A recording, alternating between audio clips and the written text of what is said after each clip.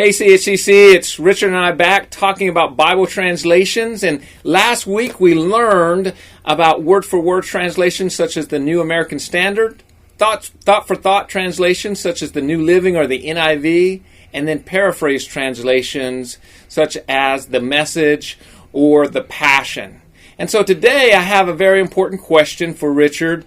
I want to ask you, what is the whole deal with the King James translation?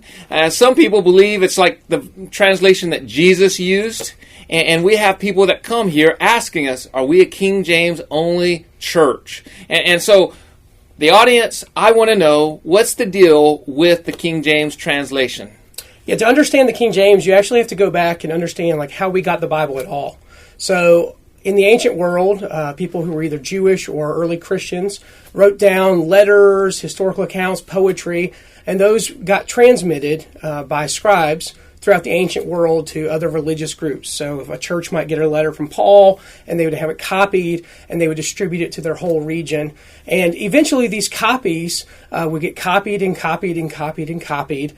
And as we get farther and farther away from the originals, you're less likely to have the originals in hand because they're put on temporary products, pieces like linen, cloth, parchment. They would break down over time.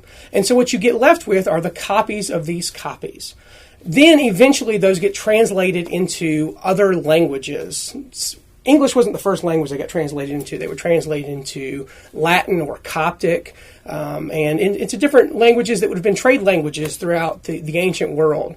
When we get to the King James, it was translated into English. It's an early translation from the English. But like any other translation, it's limited by a couple of things. One, what access they had to old manuscripts. And the reality is that today we have access to a wider variety of older and more reliable manuscripts than they had when they created the original King James Bible. And also, language develops. It changes over time. So the English they spoke during the time of the King James translation is not the same English that we spoke today. So as a result, there's a need for continually updating the language of the Bible so that it's readable and understandable by people. If the Bible is the story of God and it's supposed to shape and change our lives, we need to be able to understand what we're reading. And so it's important to have a translation of the Bible that you can read accessibly, that you can understand, that you can get information about God, about life, about following God from. If you want to dig a little bit deeper, I would encourage you to turn to like John 3:16 and compare the different translations and see some of the differences. Or maybe you want to pick up a book like The Essential Guide to Bible Versions by Philip Comfort, or How to Choose a Bible Translation by Gordon Fee. We'll drop both of these books in the show notes, and that way you can pick those up sometime in the next month or so. Next week we have a special guest, Jesus Castillo, and he's going to be talking about racism and his experience and how we are to respond as Christians. And so tune in next week.